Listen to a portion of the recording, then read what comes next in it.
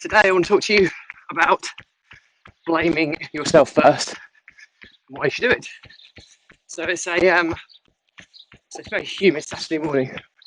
So I'm just checking some nothing's following me down this farm road. But yeah, it's a very humid Saturday morning. It must be fairly overcast, but it's about 20 degrees, so it's pretty hot. And on Saturdays, as always, I talk about productivity hacks and mindset tips. And this is more of a mindset tip, but it's something that will hold you in good stead. Certainly if you're running a business and building a team, which is very much integral if you want a business that's going to serve you rather than you serving it, then becoming the best leader should be super high on your agenda. And this is a key aspect of that, and something that I've seen some people do very well, and I've seen others do it incredibly poorly. I think it all links down to stress levels and stuff as well, because if you're an overwhelmed or stressed out entrepreneur, then sometimes you don't act in the most rational of ways, and you can snap at people, especially if you've got a team, and you can often be snappy with responses, and if someone does something wrong, you can possibly tone your response in a kind of overly assertive manner, which can be quite demoralising for somebody who's working for you. So it's really important to keep morale. You probably noticed that my tagline on these videos, as cheesy as it is at the end of every one I say, stay positive, stay happy. And it's because it's my mantra that I believe in. Having been through stages of my life where I've been very down and, well, I would say depressed, or clinically depressed, but very down in the dumps. Really hard when you get into those ruts to try and pull yourself out. Whereas if you're always consciously aware that a positive mindset can help you from a productivity stance, from a demeanour stance, from a well-being, there's so many benefits for a positive mindset. And I think I've talked to you about this before with Tony Robbins. His positive framing model, and how he talks about opposing forces. No matter what situation, you can find a positive and a negative to it.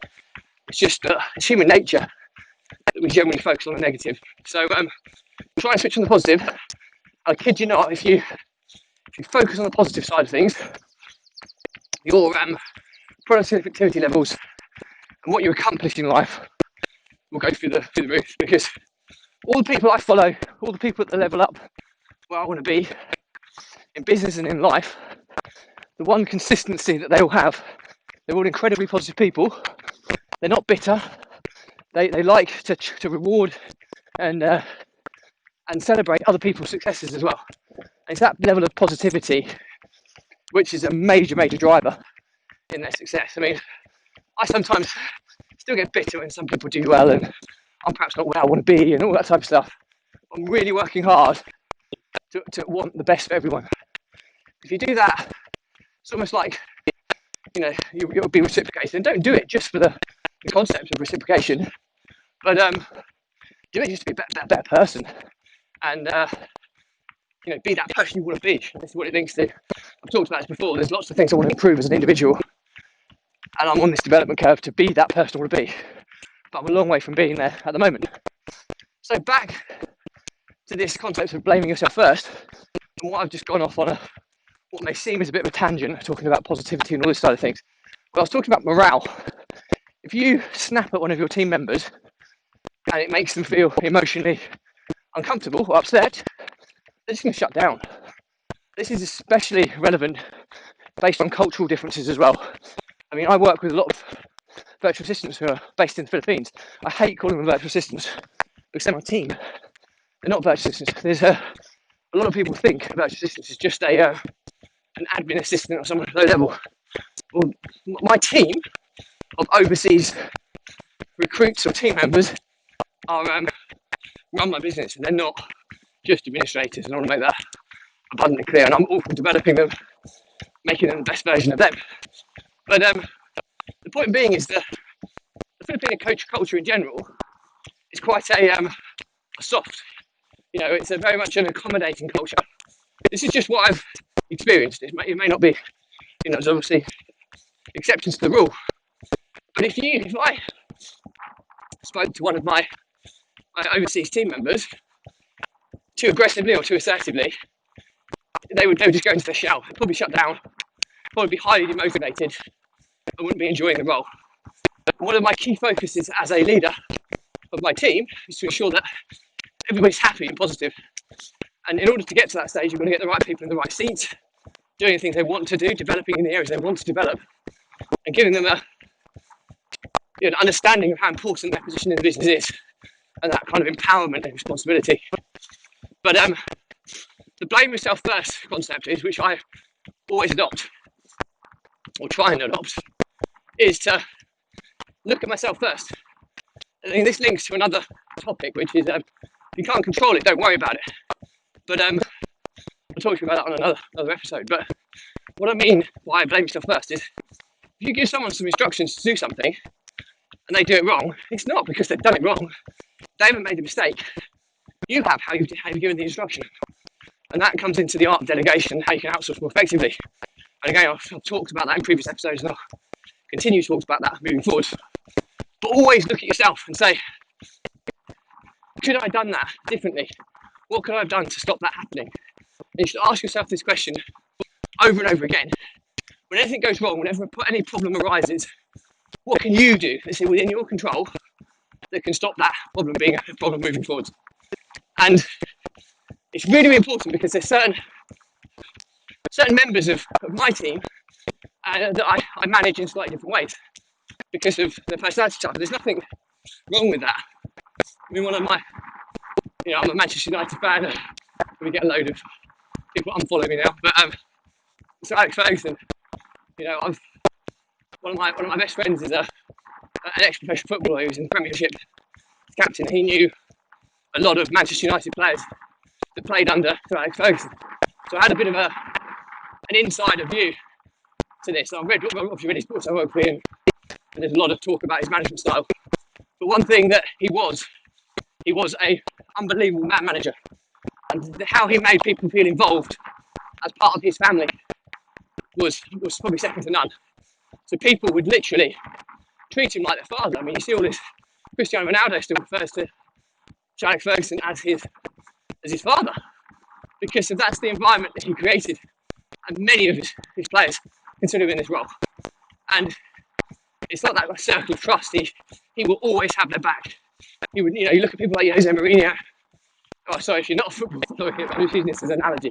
He will quite happily, openly and publicly, berate his team, thinking that that's going to motivate them. Now, okay, in certain instances, with the right personality type, that might work. But one thing you notice with Sir Alex Ferguson, even when Eric Cantona kicked someone in the crowd, kung fu kicked someone in the crowd, he didn't slate him online, he protected him. And that's why he got the best out of these players. So there's a lot to be learned from that analogy about protecting, treat them as your family. And this is why it links to communication as well. So be very conscious. We're in a remote world now due to COVID, and how we communicate with people is done more remotely, a lot more text, email communication. You cannot get across your tone in the written word. Well, I suppose you can if you're an exceptional copywriter, but I can't. Sometimes I'll try and be short to save time in writing a quick response, but someone could read that as me being quite aggressive or assertive. So be very, very conscious of how you deliver feedback. I'll talk to you about feedback and how you can manage people more effectively in another episode. But feedback obviously is so important for improvements. It has to be done in the right way. And this is where the blame yourself concept comes from. Always give feedback in. You apologise to them and say, I'm sorry, I should have done this differently. But in future, if I provide this, can you do this? And it's almost like, I'm at fault, but I want you to do this in this way because I'm going to give you the instruction in a different way in the future. And if you do it in that way, instantly they're not feeling that you're pointing the finger and blaming them for something when they should have looked, when you're looking more internally yourself. So It's really, really good. The other thing which links to this as well, so communication, is that's why I love video communication so much. I can communicate the tone in a video message quicker than I could write text anyway, or an email. And I know if I do it in the spoken word, in the tone of my voice, the volume, and all that side of things, that it will be received in a very different way than if I just wrote a one-word sentence thinking that that's quick and snappy. But in actual fact, that could be misinterpreted in terms of the delivery and how you're sending that message. So I hope I'm not waffling too much here and confusing people. But to summarise, and the lessons here, if you want to protect your team at all costs, support them no matter what, treat them as part of your family, and they will treat you as part of their family. And they'll have your backs when you need it, and they'll work as hard as they can for you if you treat them with the respect they deserve. The feedback loop is so integral, but use the blame yourself first approach. And it's not that I don't believe in this, it's the point that I completely believe in it. Because if I've asked someone to do something and they've done it wrong, even if they've made the most obvious mistake that you think, oh my word, that is shocking, it's how you've instructed it. You've put the parameters for that task, for that mistake to be made. So I'm 100% adamant that pretty much in 99.9% of the situations, I will blame myself first. Obviously, there are the odd exception to the rule. But yeah, always blame yourself first, especially when you're giving feedback. So I'm really sorry, because I think I wanted this done in a slightly different way, but this is completely on me because I didn't tell you this in my instruction. So I'm really sorry about that. I'll make sure I give you this instruction better in the future. But in future, when I give you this instruction, can you do it this way? I mean, that's such a softer way of saying you've done something wrong, but you're still blaming yourself and reminding yourself that it's you that's caused it. There's a real good lesson there because you'll become a better leader and you'll be able to get more out of your team. So use the blame yourself structure in your feedback loop. I'll talk to you about the different types of feedback loops in giving another episode. This is really, really important. And the final thing is, think about positivity levels and happiness levels in your team. If someone's not happy, pick that up early, find out why. It will normally be because they're not enjoying the work or the role. That seems to be the most common occurrence that I've experienced in my business. And it's then just nurturing them into a new role and restructuring based on finding someone who would love that role.